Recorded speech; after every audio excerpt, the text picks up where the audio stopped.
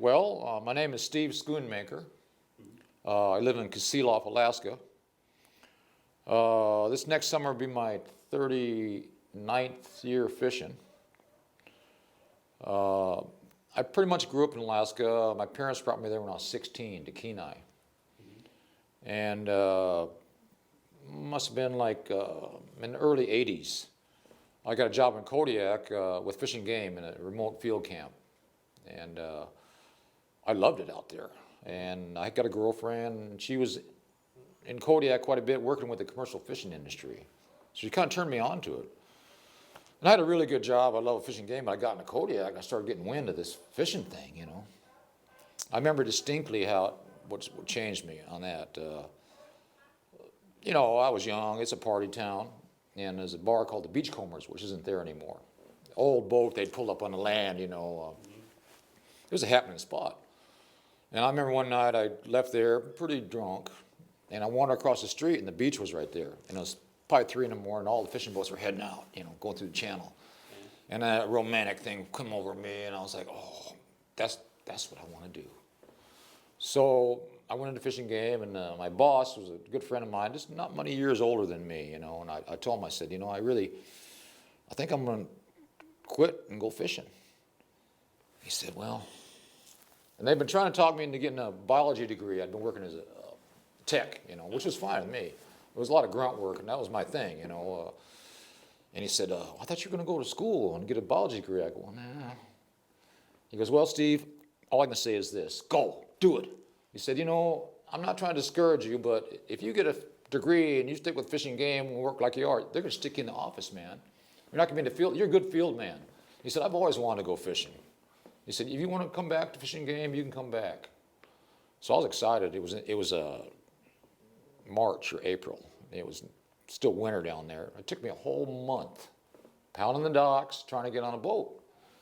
I knew where all the free coffee was. You know, I hung on everywhere trying to get a job. And finally, you know, of course, I got on with a boat that turns hands, a real screamer. But it was crab fishing. It was on a small crab boat. And we made money, and I remember going out there, and it was tough at first because the guy was such a screamer, you know. But once I figured out what I was doing, I realized that just his personality, that's where it worked. And I come back to Kodiak, and I'd complain to some of my buddies who were on boats that weren't making money. They go, dude, just put up with it, and you'll get a job on any boat in this town if you put up with that guy. Well, that went from there, and then I went to Homer, and I got on a fishing boat, and so forth. So I wasn't really writing about it then. I had a set net permit in the Sound, in Prince William Sound, for about 15 years, and I got discouraged, and I sold it. And I tried working in town for a couple of years. Man, that was not really for me, you know. This would be in Soldotna. After the oil spill and some of the prices were down, it was getting hard on fishermen. And the state of Alaska was offering us a 2-year grant. Learn how to be a chef, drive a truck, whatever, you know. And so I went down to the job center and I talked to them. I said, you know, I don't really want to get out of fishing, but I don't know computers, none of that stuff. They said, well, small business degree, that's what you need. Well, now I'm like 47 or 8, you know, and algebra was like a terrorist group to me. I didn't know any of this stuff, you know. And so the learning center, they had a learning center at this small college, and there were wonderful women in there. They were so kind, you know. I mean, they had a tutor on each arm pushing me into the algebra test, you know. And one day, well, I'll just say this. When I was out of the fishing for a few years, I was doing a lot of guiding, hunting guiding on horseback moose hunts. And I came back from a moose hunt, and it was all so fresh in my mind. I thought, how am I going to remember this? And I messed around a little bit with poems. I sat down and wrote this long rhyming poem about the hunt. Didn't share it with nobody. So a couple years later, I'm in the college, and I'm sitting at the keyboard trying to learn how to keyboard, you know. And Holly, my student aide, plops down next to me, and she looks over and says, Steve, are you writing a poem? I go, oh, yeah. You write poetry? I said, well, yeah. Well, then you need to come down to open mic at the college. And these women were so kind that I did pretty much whatever they asked me to do, you know what I mean? It was a small setting, you know, of half a dozen parents and this little, I went down there. And my poems, now are pretty much memorized. But I didn't do that then. I read it, you know, and I was at the microphone reading, and Holly was sitting in the front row. She was just so into it. And I knew they were being nice to me, but she'd actually liked it. She said, Steve, I've got a radio show. You should come down and be on radio? I said, no, she said, come on down. So I did. And I had all these poems, and I didn't know they were interest to anybody. This is in Casilla? This was in Casilla, back up. Okay. So I got on the radio and did the poems, and another guy on another radio station said, well, you should come over and do some for us. And I was like, really? And that kind of got me going. So I got back into fishing. I bought a drip permit, and I got back into fishing. And I'd heard about this Fisher Poets thing, but I didn't really know what it was. It was down in America, you know. So they had one in Cordova, but I was out in the fishing grounds. I couldn't get in because of the weather, and I didn't make it to that one. So the next year they're going to have, I thought, I'm going to be for this. But it got so problematic. I missed the first period getting across the sound because of a storm. Then I got in, and then late, pulling my net on, blew a hydraulic hose. So I missed the tide. So the next morning, I had to take off early. I got across the bar in the ocean, my engine blew. I hadn't made a dime yet. Oh, okay, so we're back in town. This is the night of that party, you know, the Fisher Poets. So I was all discombobulated, you know. And I went back down to the boat, and some of my buddies were sitting around, and they said, aren't you going to go up there and do some poems? I said, man, I don't know. I'm kind of bummed out. They go, go up there and get on the mic and ask around. Someone might have an engine. I thought that's a good idea. So I went up there and I asked around, and it was an old 200 Volvo that I had. I knew there's a few around. And I got there kind of late, and this woman, Joanna Reichart, was there, which she'd been involved with this a lot. I don't know if you know her. And she said, well, come on up and do some poems. And I had written some poems that were memorized Fisher Poet poems, but I hadn't really shared them. So I got up there, and, well, they loved it, you know. And so she said, have you heard of this? And I said, yeah. She said, we should come down there. And I didn't pay no attention. She had my email. Well, later that winter, I was helping a taxidermist friend of mine. He was showing me stuff on the computer, and he said, Steve, do you want to check your email? I go, I don't know. I probably got nothing in there. And he pulled it up, and I got this letter from John Broderick saying that Joanna said that you had some good stuff. Why don't you send it to us? And so I thought, oh, boy, I don't know. And my friend Lyon said, why not, man? I said, oh, dude, that's America. That's a big stage. That's, you know, that's the big rodeo. I don't know. So about 2 days later, he calls me, and would you help me? I need your hand. And I come in there, and he goes, here's a ticket to Seattle. Is that close enough? I thought, And then I had a brother-in-law and his wife, a wonderful woman in Hoquiam. They met me in Seattle, took me down here. Everybody was, so I came. And that was a little, I don't get nervous now, but I was then because I was thinking, wow, this is a big deal, you know. I had chrome, blue, crow, a couple other ones maybe, and it was great. I couldn't believe it, you know. I thought, wow. And it kind of hooked me. And so then now I have a genre. I have a thing to write for.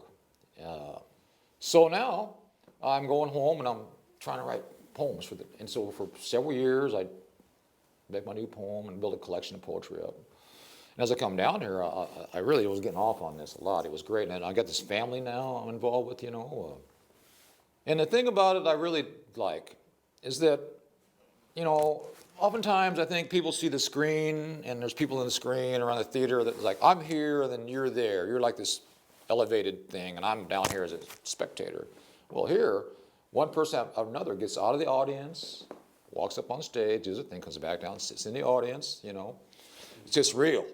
You know, grown man choking up there, you know, and everything from little girls to old ladies to everyone in between, you know, sharing their section on this, you know, and I can see why it's so popular. I confess when I first came here, I was surprised at how many people who weren't in the fishing industry wonder why they're so intrigued by all this, and do they even understand what we're saying? And people say, it doesn't matter, man.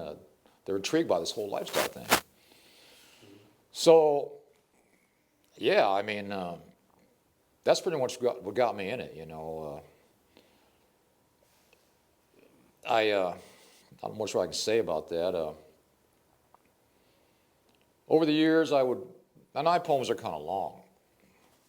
And, you know, I put myself through this memorization thing, you know, to get it. And so for many years, I would challenge myself, come with another, not necessarily trying to make long poems, but that's how it turned out, you know. I'd be on the airplane trying to remember, you know, all the way here and this and that, trying to memorize my poem. After a few years, I had quite a collection of it. And I thought, well, I'm just going to go with what I got for a while. And as I did, they became better. You know, at first I kept thinking I had to have new, but now I have like 20 poems memorized. I can switch it up, you know. And I'm glad I did, because I'd have these poems, you know, maybe a 5-minute poem, 17 verses, maybe it was 25, you know, I cut them down. But as I started going, sometimes I'd read, oh, I skipped a verse. Well, don't need that verse. It started making its own shape, you know what I mean? And then, you know, I'm in my mid-50s, and now I got to wear reading glasses. So now I got to be up there doing this, you know, and that wasn't working for me, you know. And I'd already memorized them, so yeah, that's what I kind of stick to. Sometimes I think I would like to read some prose. That's too much for me to memorize. But you know, the thing about not wearing reading glasses and not doing this is I can look at the audience. I can move my body around. I can emphasize my poetry. You know, it becomes a performance. That's when I really started like, okay, you know, this is like. I wasn't playing guitar, but Rich King, my friend Rich King, these other people, they inspired me so. I thought, you know what, I'm gonna bring my guitar, and I was not very good. And I thought, you know, it doesn't matter. The main thing is for me getting myself on stage and getting used to this. And it's such a welcoming environment here, you know. So now for 10 years I've been coming, you know, and maybe I'll do one song, lean on my poem in case I suck, you know. But I've gotten better at it, and everyone's encouraging me, you know, and I'm growing. So I don't know. I'm a rhymer, pretty much. And this is that kind of thing. The cowboy poetry, the fish poetry, you know, a lot of it's in that way, you know. It's right up my alley. I don't know if I forgot anything on that as far as how it started, but one thing I will say, growing up in Alaska, all the adventures I mean, from the time I was 18 years old, out in the bush, you know, I spent a lot of years trapping, a lot of years out in the bush hunting, all the boats I've been on, all the guiding, all the adventures, horse-packing and all this. Well, now I'm getting older. And a lot of my buddies are getting older too. And, you know, and I'm lucky I'm not as broke up as some of these guys. And times have changed. A lot of, you know, as it goes on, things aren't like they used to be. And I love my old buddies, but oftentimes we'll drift into the past, I wish this, all that. I'm so glad that I've got this now. It's not unrelated at all to the adventures and everything I've done. It's created this romance for me. So now I can grow. I can keep growing this new thing. I mean, you know, maybe I'll get my poetry down, but I can always grow, and I'll learn on the guitar. This is great for me. And I come here and I get inspired by everybody else, you know. I'm starting to turn into a little bit of a ham, but that's something to work on too, you know. I love it. People say, "Wow, you seem so natural up there. You know, you relax." And I was like, "Well, you know, I hear that stage fright is like the #1 fear people have, but compared to all the scary stuff I've done, and you know, and the stupid things that I've done in front of everybody else or whatever, it doesn't bother me, you know." On that subject, I'll say this. Like tonight, we're going to be at the Wet Dog again, and it's a really loud venue, you know. A few years ago, I had a new poem. It was a long one, and I was fixing to come down here, and one of my buddies needed some help, and I got sidetracked, and it wasn't quite memorized. And on the plane, I was working on it, and on the taxi, and the Voodoo Room had an open mic just prior to the Wet Dog coming on. So I thought, I'm going to see if I got this. So I went up there, and I did it. I said, okay, cool. And I went to the Wet Dog, and I liked their kick-ass stout. Can I say that on the? Yeah. Well, you just did. I just did. I like it. I thought, well, I'll have one, just one, you know. Yeah. And some people plopped down next to me. Oh, you a poet? Yeah. And next thing I know, there's another beer there. I was like, well, I drank it. And I don't think I was too high at the time from it, but I walked up to get ready to get on stage, and Bob, the sound guy, was sitting right there. He says to me, "Hey, you can do that poem you did next door?" I go, "Yeah, first thing." I was all excited about it, you know. So I got up there, and it was a little bit noisy, and the lights in my eyes kind of, you know, I feel good. I start going on, and all of a sudden, it's gone.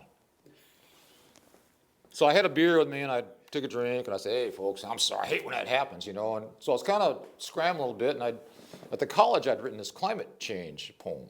It wasn't exactly a FisherPoetry poem, but it talked about fish and nature, and it was all memorized. So I kicked right into that, you know. I did somehow. Well, it wasn't green like this other one. The poem was so green that I You know, that's when you take a risk when they're green like that, you know. Yeah. This other one I'd seasoned a little more, so I whipped it out. And Dave Densmore was emceeing. So I left the stage like, oh, Dave, man, I'm sorry, man. He goes, for what? I said, oh, man, I messed it up. I forgot my words. He goes, well, did you see what really happened?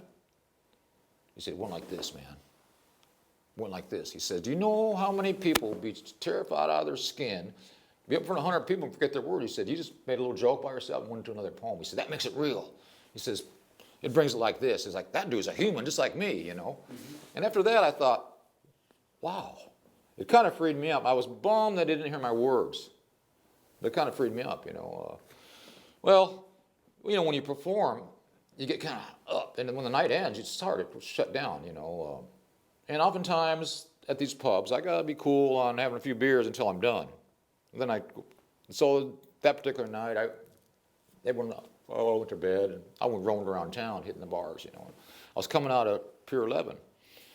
And I didn't know Tom Hilton then. I didn't know who he was, you know. But he seen me, and he followed me out. And he goes, wow, dude, that poem you did, you know. And he says, me and my friends, he said, but you look so bummed out when you get off the stage. I said, you didn't hear my words, Tom? He goes, no, it didn't matter, man. And after that, I started thinking, you know what? This is really helpful. This is almost better than if I had it right. Because now I'm realizing what my perspective is on this, you know. And it wasn't, I mean, it was good to be disciplined and all this, but become too rigid, it doesn't take shape, you know. Absolutely. You know, it made me understand what was really going on here, you know. I think like I said, when I first come down here, I imagined this big rodeo that I was entering, you know, with all these really. But when I got here, I realized, wow, you know, this is really a welcoming thing. And I do have something that people like, you know, and so it helped a lot. I think one of the reasons I've been also leaning on my same poems always is it makes it way more fun for me. And, you know, you don't really get new poems without torturing yourself through them, you know, but. And I found even like, for instance, last night we had a little thing at the buoy there at, you know, 5 minutes each we do a poem. And they said, oh, we're going to let out and go to the Labor Temple. I was of mind just to listen, because I'd already had a few beers, you know, and I didn't know if I'd remember my words or not. And they said, come on, get up there. So I said, all right. And I got up there, and I felt really good. And I did my poem beautifully. And then later on, I got home, and I was laying in bed. I thought, you know what? You forgot a whole verse on that poem. That didn't matter, man. It didn't matter. It didn't matter. They you know. loved you anyway, yeah. And the poem was such that a lot of my poems are what they call litanies, you know what I mean? Like illusions of separateness. It'll start with illusion of separateness on every line. The one I did there was reflecting the sun. Each end line was reflecting the sun. So they all kind of wrap around the same point. You can mix them up any way you want. And so that really made me feel like this is like a jam in a way, you know what I mean? Mm-hmm. In Homer, Alaska, near where I live, it's a really art town and a music town, and I go down there and perform all the time and open mics and stuff. And it's gotten to be where I'll show up, I'll play with my guitar, and there's all these really talented musicians. They'll say, no, man, come on up. And they won't know the poem. They'll say, well, how's it go, Steve? I go, it goes like this. And so I said, lay down a groove, some kind of, on four, kind of, you know. They lay down a groove, and then I started really loving that. Really loving that. And I think that's where I want to go. Oh, and, you know, and just before I came down here, they invited me. We had a sax player, we had a guy on keyboards, we had a bass player, a lead guitar. And so now, instead of me getting up there and just reciting my poem and them backing me up, I'd let them get started, and I'd approach the mic, and I'd lay down a verse, and I'd back off, and they'd do a little bit. Sometimes my poems, you know, they're like a railroad train. One verse leads to the next. If I can keep it moving, I know what the next verse is. Maybe I'm doing a jam, and I back off from the mic for a minute, and I walk up to it, it's like, where was it? It doesn't matter. Because I can mix up anywhere I want. In fact, I can even, I was by far older than the other fellows on the stage with me, and the poem was kind of about age and youth, and so I emphasized that left to the young and all that, and then, so it's creating itself right there. That also freed me up.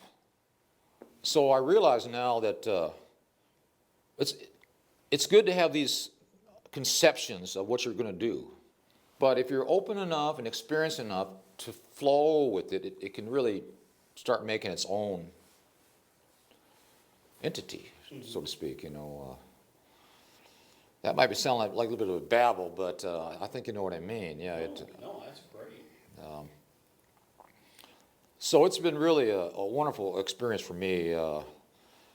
I've got all these poems now, and now I need to put together a book. I mean, I've got a wide variety of, you know, most of my stuff's about nature, about fishing, you know, and man's conflict with and love affair with nature, you know.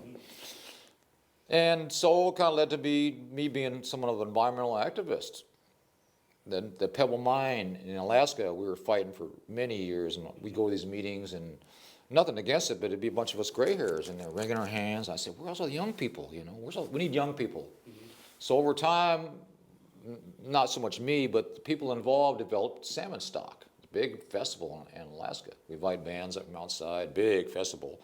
And it's all about salmon, up with salmon, education booths. And so the fish poetry fit right into that. And so and Measy Hermanson is also in my little group. Georgie Heverly's in my group, another fellow Clark. We made this little thing, and we do it. And then various ballot measures trying to protect salmon. They were flying me all over the state doing fish poetry, activism. And so I felt like, wow, this is even more than just me presenting my art. This is me educating people. This is me moving people. Because, you know, when things start going like this to everybody, it just stays like this. But sometimes poetry can kind of come around the backside, you know. He's just talking about me, you know. And art has a similar, you know, visual art, it's similar to that, and music. And so I feel really good about this. And sometimes fighting the mind and all these various things, you feel like, oh, you know. But I look around at all the people involved with this with me. Then I feel this sisterhood, this brotherhood, this, you know. And it makes me feel I'm not alone at this. And I felt like it's important, but it's even more important for each other, for us to keep this up, because it's never going to stop with these kind of environmental community. Yes, you know. So, and I think that's really important. I think, you know, a person will catch a fish in the river, a salmon, or in the ocean, and they'll say, oh, look, I got this fish from the river, from the sea. Well, yes, but it's all this upland country, which is essential for this to happen. I don't think people really grasp that, you know. And habitat loss is the real killer, you know, because it's irreversible oftentimes. Yeah. And we've, of course, seen what's happened all over, and Alaska's following the same path, you know. So it's easy to get discouraged. And in recent years, you know, the warm water and the fish die-offs, think about the future. But this is helpful therapy.